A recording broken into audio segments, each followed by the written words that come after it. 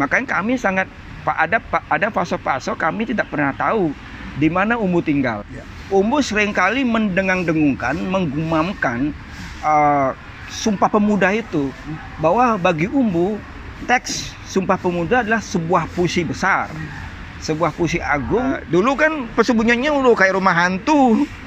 Saya kan datang ke sana waktu Umbu sakit itu. Wih, kayak rumah hantu. Pohon beringin tumbuh di atap. Dia.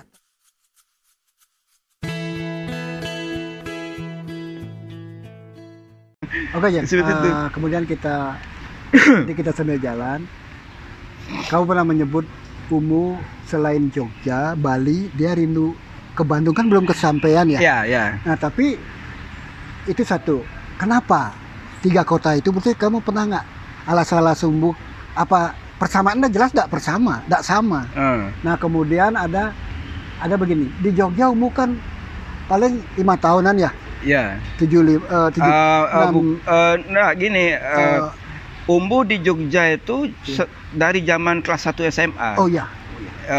Tapi kalau membuat Pesada Sadi Club dari 69 sampai 75, kemudian balik ke ke Bali, kampung halaman. Katanya 75 pulang kampung. Ya, terus baru ke Bali. 78 ke Bali. Begini ya, Jogja kan dikenalnya Umbu dari Persada Club itu kan 69 sampai 75. Jadi cuma 6 tahun ya. Ya. Tapi di Bali dia lebih dari itu. Dari 30 tahun. Dari 79 ya. ngasuh Bali Pos. Artinya kita sebagai pencinta sasar di Bali kan suatu anugerah itu. Suatu anugerah. Itu satu. Komentarmu gimana?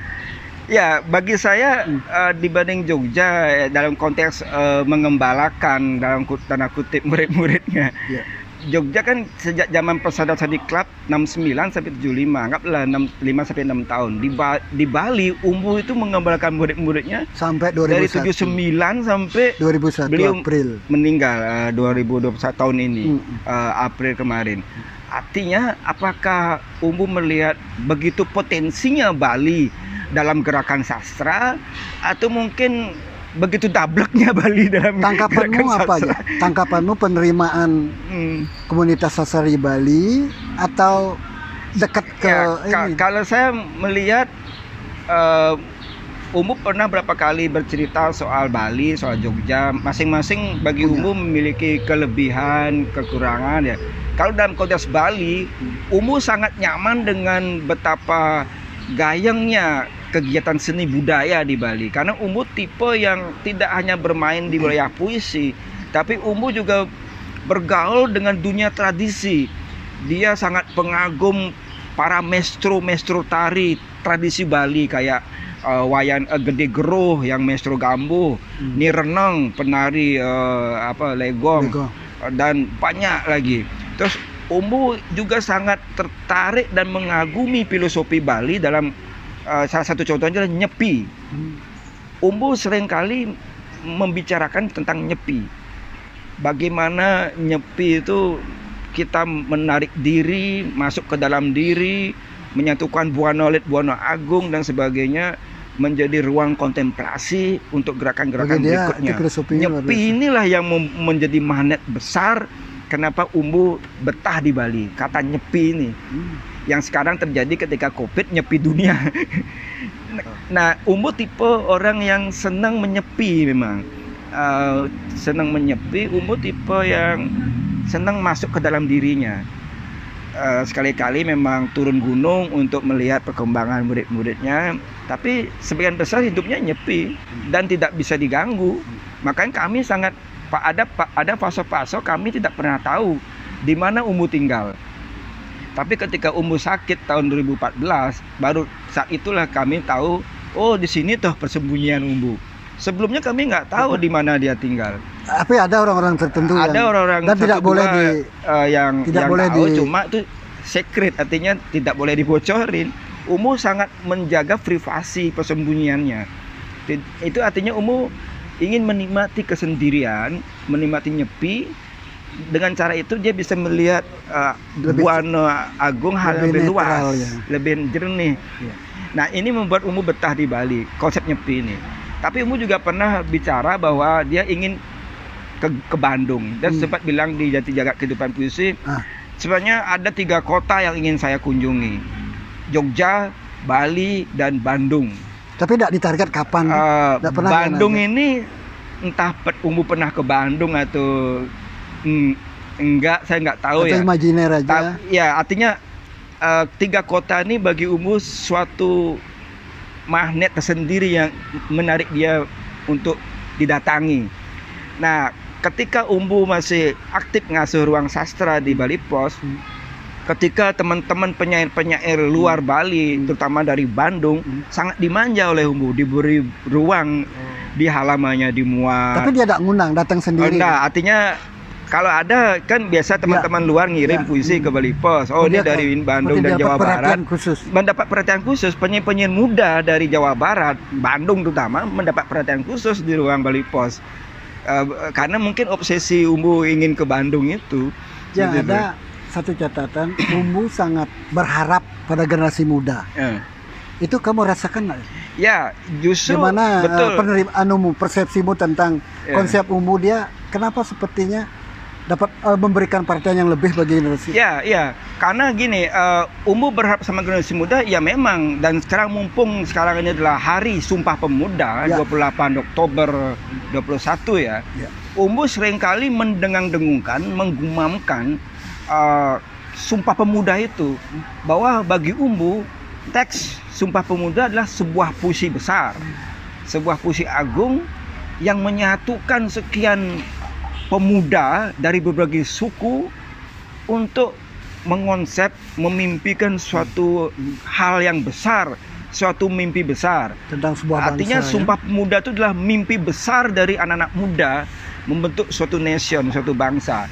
Nah, dari hal-hal inilah karena Umbu sangat peduli, sangat perhatian dengan hal-hal yang histori, nilai-nilai masa lalu itu Umbu sangat paham betul. Jadi bagaimana gerakan anak-anak muda tanggal 28 dijadikan contoh kepada kami, bahwa dan ini juga bagi saya ini dasar kenapa Umbu tertarik dengan anak muda.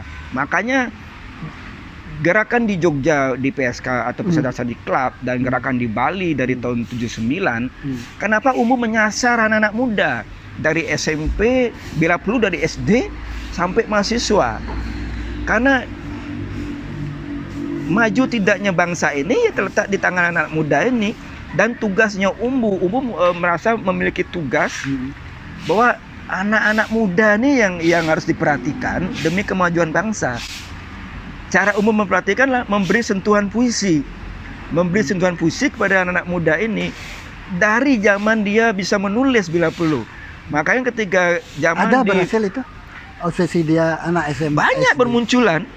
Misalnya kita lihatlah ketika Umbu mengasuh 2 halaman sastra di Bali Pos, ada namanya satu halaman Sanggar Pos Remaja, pos remaja, pos rem, ada pos but. Pos rem ini isinya pawai, kompetisi, kompro. Isinya adalah anak-anak yang baru nulis, dari anak-anak SMP yang nulis puisi sampai anak-anak SMA. Yang pos but ini yang sudah kuliah zaman itu, 2 halaman itu. Artinya satu halaman pos rem ini, pos remaja ini dari anggaplah tahun 80 awal sampai 90-an itu dipenuhi dengan penulis ratusan penulis muda. Baik penulis prosa liris, esai pendek, puisi, anak SMP, SMA, terus mahasiswa. Nah, ini artinya kenapa Umbu begitu dan ada di seluruh Bali kan? Di seluruh Bali dan dari luar Bali juga waktu itu kan ada yang ngirim dari luar Bali. Waktu Umbu masih hidup pernah ada inisiasi kumpul semua eksponen yang merasa itu belum pernah terjadi ya? Sudah. Kumpul semua yang pernah dimuat katakanlah. Orang yang pernah puisinya dimuat dari SD. Ya, kami sempat menyusun buku bernama Blengbong. Jadi ketika Umbu masih hidup, jadi ide penyusunan buku Blengbong ini kami susun dari tahun 2020 awal, ketika Umbu masih ada. Dan Umbu memberi restu yang luar biasa dan memberi pengantar di buku Blengbong ini. Buku Blengbong ini berisikan adalah puisi-puisi murid-murid Umbu yang telah lulus di pos budaya. Karena ada Semua khusus jenjang, Umbu Budaya. kan umum bikin kelas nih, kelas pawai, kompetisi, kompro, dan pos budaya. Ada berapa terjaring itu? Jadi pos budaya? pos budaya ini yang kami pilih, karena kalau kami pilih semua kan banyak banget. Jadi berapa dapat? Karena yang lulus di pos budaya dari tahun 80-an tersebar di mana-mana tinggal, dan kami kesulitan menghubungi alamatnya karena sudah tersebar orang-orang kemana-mana. Kami hanya bisa ngumpulin sekitar 40-an nama. 40-an nama yang ada di buku Blengbong ini. 40. Ini semacam tonggak. Berapa persen kalau 40 itu dari yang Ya, kalau yang pos budaya semua? Saya punya data soal siapa-siapa yang nembus pos budaya, karena kebetulan saya yang terlibat nyusun buku 100 ini. ada? Yang lolos pos budaya ada sekitar 100-an. Yang Di bisa kami luar kumpulin Bali cuma 40. Iya, karena kan waktu itu mereka masih mahasiswa. Zaman mereka di Bali kan ada kayak Gimena Tekjusi. Zaman itu masih kuliah di teknik, dia sudah posbud. Ketika ini kan sudah berpindah-pindah, udah kembali tugas, ada sudah meninggal, dan kemana, udah sulit lah dihubungi. Jadi dari 100-an posbud ini hanya 40 yang bisa dihubungi. 100-an itu yang Bayangkan yang masih dalam tahapan pawai, kompetisi, lebih banyak lagi. Jadi kan sistem jenjang. Umum mendidik anak-anak muda ini sistem berjenjang. Dari pawai dulu, baru ke kompetisi, digodok lagi sampai kelas tertinggi. Di dalam pola pembelajaran umum ada nggak tiba-tiba dia misalnya punya ekspektasi terhadap ABC, tapi tiba-tiba hilang, kecewa nggak dia apa? Omongin dia, ini orang kok menghilang. Dalam setiap angkatan, anggaplah dalam tanda kutip, dalam setiap angkatan kelasnya, umbu kelas, jadi kalau kita, atau kami sering menyebutnya sekolah puisi umbu, sekolah puisi umbu. Setiap angkatan kan ada ininya, ada murid-murid cerdasnya, ada murid-murid dablek dan sebagainya. Harapkan ini. Ya, umbu sering kasih. Umbu bahkan punya rapor. Murid-muridnya ini masing-masing punya rapor istilahnya. Artinya ada rapor. Oh, si A ada nilai bagusnya berapa, nilai A-nya berapa, nilai B-nya berapa, C-nya berapa. Ada ini murid yang malas. Nah, murid-murid yang malas nih umbu khusus mendatangi dengan cara-caranya umbu. Bukan dibiarin gitu. Bukan dibiarin, didatangi, dipancing lagi untuk nulis. Dan biasanya bangkit lagi. Biasanya bangkit, habis itu hilang lagi. Nah, artinya setelah berapa kali didatangin dan seperti itu saja, ya umum nganggap itu memang jalannya sudah beda. Tapi kalau murid-murid yang rajin, biasanya umum tidak datangi. Artinya jika ada murid-murid yang tanda kutip agak malas sekolah, agak jarang store PR, umum datangi atau kontak langsung di telepon. Ada satu. Umum punya sistem itu. Ya. Teman-temanku beberapa di Jakarta, Jogja menganggap itu jengki yang bisa ngubungin umbu. Jadi sejak aku dari Arif Joko Wicaksono, temanku di Jakarta yang dosen jurnalistik sekarang, dia bilang itu kan jengki yang paling dekat sama Mira itu. Menurut kamu formal nggak itu bahwa ini yang bisa, atau raba-raba aja bahwa dia mungkin bisa ngubungin, atau memang intensitasmu ketemu umbu lebih sering? Artinya gini, Bli. Umbu tuh selalu punya cara agar semua orang atau semua muridnya merasa berguna, agar semua muridnya merasa dekat. Umbu punya cara itu. Misalnya, jengki dekat, Mira yang dekat, ini yang dekat. Semua orang merasa dekat. Kalau saya pribadi, saya merasa biasa-biasa saja, karena juga saya tidak dekat-dekat banget misalnya dalam hati. Artinya menurut kamu ada yang lebih dekat lagi di Bali? Artinya itu dah umbu. Yang versimu. Umbu selalu punya cara bahwa jadi masing-masing. Iya, masing-masing punya. Padanya muncul masing-masing merasa paling dekat gitu loh. Karena ini umbu kan punya cara bagaimana setiap orang itu berguna, bagaimana setiap orang itu berperanan, bagaimana setiap orang itu merasa paling lah itu. Tapi kalau saya pribadi biasa saja. Kenapa sama ini banyak teman-teman luar Bali menganggap saya? Ya karena setiap teman-teman luar Bali yang ingin ketemu umbu pasti ngubungin saya. Dan kebetulan intensitas saya bertemu lebih sering. Waktu itu di balik pos misalnya, setelah umbu habis kerja, biasanya tamu yang datang ini saya ajak ke sana, kami minum bir, ngobrol. Nah, karena ini berkali-kali kan adanya lewat jengki saja gini kan, begitu. Merasa biasa-biasa ya. Bahkan saya rumahnya umbu aja nggak tahu pada masa itu, bagaimana bilang dekat gitu. Artinya intensitas pertemuan sering kami. Yang menurut kamu angkatan di bawahmu, ya kamu itu angkatan 90 ya? Saya 90-an lah. Berarti yang angkatan 2000 ada nggak intensitasnya lebih dari kamu? Intensitas pertemuan dengan Umbu, ada nggak? Banyak. Jadi gini, pada masa 90-an kan sangat sulit bertemu Umbu. Umbu tuh suatu berada di awang-awang waktu itu. Jadi 90-an itu. 90-an zaman saya menulis 90-an sulit sekali menjumpa Umbu. Artinya kayak mitos dia Umbu itu. Tapi di Bali Pos pasti ada kan?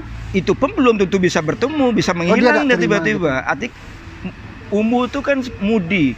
Kalau ingin ketemu ya ketemu, kalau enggak. Sudah janji bisa tidak jadi ketemu. Artinya antara ada dan tiada gitu loh, seperti mitos. Hanya ada beberapa hal orang bisa bertemu Umbu karena Umbu yang ingin atau karena Umbu dijebak. Gitu. Dan jebak tidak selalu berhasil juga ya? Iya, agak. Mas Hatta tuh pernah jebak Umbu ketika MH mau ketemu Umbu, dijebak dengan sup ikan. Akhirnya dapat. Kayak ketemu di meja makan. Itu kan murid zaman dulu 90-an kan. Iya. Tapi sejak Umbu sakit tahun 2014 itu terjadi rekonsiliasi besar. Keluarga, bahkan keluarganya aja sebelum itu nggak bisa ketemu. Akhirnya ketemu. Titik balik, titik apa istilahnya? Rekonsiliasi besar kehidupan Umbu itu terjadi kehidupan sosial. Oktober 2014 ketika Umbu terbaring sakit di rumah sakit Sanglah. Tangannya isi infus saja selang-selang. Kan Umbu tidak bisa kabur. Keluarganya datang, anak-anak datang, kerabat datang. Jadi dia sadar tahu ada yang nengok. Karena berita tersebar. Artinya almarhum tahu ini saudaranya datang tapi tidak ada komunikasi. Tahu, cuma kan Umbu dialog tidak ada. Ya gimana, karena sulit ya. Artinya baru pertama kali rekonsiliasi. Bayangkan saja sebelumnya kan cucunya di juga Bali diterima banyak. aja loh. Cucunya ada malah cucunya Umbu di Bali banyak. Kuliah di Wamadewa, kuliah di Udayana. Kan sulit juga Pak. Kami aja yang murid-muridnya nggak ketemu. Itu dia 2014 ini rekonsiliasi besar. Dan semua murid-muridnya berkumpul. Dari Jogja, dari Bali, termasuk MH datang. MH ya baru kali itu juga dekat. Karena Umbu tidak bisa kabur, ada impos di tangannya. Ya. Dan kemudian ada lagi bunga-bunganya yang kamu bilang tadi. Justru saat itu akhirnya semua berebut untuk merawat Umbu. Ada istilahmu bagus. Kayak apa? Seperti Bisma. Bisma itu kamu lihat semua ingin merawat Umbu karena selama ini tidak pernah bisa komunikasi gitu kan? Iya. Kalau kamu lihat ini kan hal yang wajar saja. Mungkin ada yang ingin balas budi, ingin yang merasa berhutang kan? Jadi kamu lihat suatu fenomena yang ini aneh. Unik ya, makanya Umbu tuh sosok yang luar biasa. Jadi diperebutkan untuk merawat. Waktu di rumah sakit saya yang sama teman-teman di Kampung Puisi yang sering menjaga Umbu. Kami bikin piket. Siapa yang jaga ini kan? Nah, ketika keluarga anak-anak yang datang, Rambu datang, keluarga datang, mulailah agak bisa kami istirahat. Sebelumnya saya, Obet, teman-teman lain Dimas bikin piket. Nah, itu Umbu tuh sekitar 3 mingguan tuh terbaring di rumah sakit. Nah, ini kan sudah diperbolehkan pulang. Terjadilah bahwa ada beberapa teman ke rumah siapa kita ajak gitu untuk rawat rumah dari pihak keluarga. Ada kan jelas pihak keluarganya banyak di Bali. Terus pihak teman-teman lain. Semua ingin mengabdi lah, nggak mengabdi, ingin mengabdi, merawat. Akhirnya Umbu karena saya ada pada saat itu karena terjadi peristiwa psikologi yang luar biasa yang mungkin saja bisa konflik psikologi. Umbu memutuskan saya di sini saja. Langsung apa kapan? Umbu memutuskan saat itu. Saya kan sudah keluar dari rumah sakit ini. Iya. Dari rumah sakit kemana harus dibawa kan gitu. Menjelang itu sudah terjadi. Karena rumahnya yang tempat persembunyiannya itu masih direnovasi saat itu. Dan ini perlu rawat rumah, perlu ada orang yang jaga. Akhirnya terpilih ya ada orang. Umbu memutuskan saya di rumah ini aja. Karena kan banyak sekali yang ingin merawat. Ya kamu tahu sampai berapa bulan, berapa tahun di rumah yang terpilih gitu? Itu Umbu dirawat rumah sekitar sampai sebulan 2 bulan. Habis itu kembali ke persembunyian yang orang nggak boleh tahu. Yang sudah direnovasi, yang sudah dulu kan persembunyiannya udah kayak rumah hantu. Saya kan datang ke sana waktu Umbu sakit itu. Wih, kayak rumah hantu. Pohon beringin tumbuh di atap. Di atap. Itu lantainya isinya koran semua. Wih, ngeri beli. Oh, kok ngeri? Bukannya artistik? Bukan suatu seni. Artinya Umut tidak peduli dengan yang namanya rumah. Koran-koran berdebu dari tahun 70-an itu di lantai itu, rumah tuh lantai marmer itu, lantai 2. Jadi di lantai koran itu bukan di lemari. Bertebaran memenuhi lantai. Jadi orang nggak boleh masuk ya. Jadi kita tidak melihat itu marmer di bawahnya karena berlapis-lapis koran. Terus gimana? Tidurnya di atas koran? Naik ke lantai 2, koran di tangga. Oh, di tangga-tangga koran. Koran penuh. Jadi saya datang berjinjit itu. Sampai moto-moto berjinjit. Terus kasurnya. Yang kamu lihat itu memang ada sesuatu yang disimpan di koran itu? Ya nggak ngerti, pokoknya mungkin lempar penuh koran, buku-buku bertumpuk, botol bir berserakan, botol aqua. Ada di situ semua. Oh, pokoknya kayak rumah hantu deh itu. Saya istilahkan sarang laba-laba di mana-mana. Wah, jebol sana sini. Jebol? Atap jebol, pohon beringin tumbuh di atap. Berarti air masuk? Keran macet semua. Itu rumah mewah. Keran macet semua, WC tidak ada, WC sudah disulap jadi gudang. Terus kasurnya Umbu tuh berlapis koran itu, koran bekas itu penuh di atas kasur. Jadi Umbu tidur di atas tumpukan koran. Bagaimana nggak sakit? Debu koran itu berbahaya. Sementara itu Umbu di kamar aja. Debu koran berbahaya. Nah, sejak itu Umbu sakit, masuk rumah sakit kan. Nah, rumah tuh direnovasi terus dibersihin. Jadi bersih. Jan. Oh ya, soal anak-anak muda di bawah saya ya. Sejak 2014, Umbu rajin datang ke komunitas kami di Jati Jagat Kehidupan Puisi. Di sini isinya anak-anak muda di bawah usia saya, dengan berbagai perangai, dengan berbagai bakat. Umbu dengan rajin, dengan setia mendampingi mereka, menyempatkan waktu di usia tuanya datang. Tapi indra Umbu sama musik terasa agak menonjol ya? Ke musik dia agak menonjol ya? Umbu tertarik dengan berbagai jenis seni, apapun. Seni tradisi, semua aliran seni. Waktu kami nongkrong sini, anak-anak muda nyanyi lagu pop. Di samping bola. Oh, bola memang maniaknya Umbu. Tapi artinya, selama itu anak muda, Umbu kan temani. Umbu tidak akan mau menemani kelas kayak siapa misalnya, senior lah. Karena itu sudah inilah, anak-anak muda ini yang didampingi. Yang senior sudah dianggap sudah gitu kan. Sudah selesai. Ya, bukan selesai, artinya sudah menemukan dirinya itu loh. Sudah menemukan dirinya. Jeng, terima kasih telah berbagi banyak hal-hal yang perlu diketahui oleh masyarakat seni, khususnya sastra, puisi ya. Beberapa teman-teman yang tersebar ya di beberapa kota Jogja, Jakarta yang menganggap misteri Umbu ini belum semuanya terungkap. Misalnya ada pesan dari Arif Djoko Wicaksono, salah seorang pengagum Umbu sejak SMA. Dia bilang, aku ingin tahu itu isi kamarnya Umbu itu apa. Ya nanti tak sampein sama penjaganya. Bilang. Ya tadi yang saya bilang itu koran-koran, buku-buku berserakan. Ya mudah-mudahan sudah terjawab apa isinya nanti. Ya satu pesan terkait dengan tribut Umbu. Padahal ini tidak ada kaitan dengan 300 hari, 1 hari enggak kan? Dalam konteks festival seni Bali Jani. Ada pesan pesan dan kesan yang perlu disampaikan kepada para peminat sastra, terutama yang Umbu ya, silakan sebagai closing. Ya, untuk kawan-kawan yang kebetulan menonton acara ini, kami dari Jati Jagat Kehidupan Puisi diundang oleh Provinsi Bali, pemerintah untuk membuat tribut Umbu Landu Parangi tanggal 4 November di Kesungawa di Art Center dalam konteks Festival Seni Bali Jani. Akan diisi dengan tribut ini akan diisi dengan berbagai acara, diantaranya adalah pembacaan puisi dengan performance, ada juga musikalisasi puisi, monolog, terus juga kolaborasi, video dokumenter, testimoni, dan beberapa hal lain lagi. Dan juga talk show dengan mengundang Ibu Putu Putri Swastini Koster, Profesor Dharma Putra, dan Mas Hartanto untuk pengisi narasumber talk show. Dan kami melakukan ini dengan konsep ngayah. Ini semacam acara tribut Umbu Landu Parangi ini adalah bagian dari pengabdian kami kepada guru kami yang sudah tiada, dengan harapan bahwa suatu saat kami akan terus menjalankan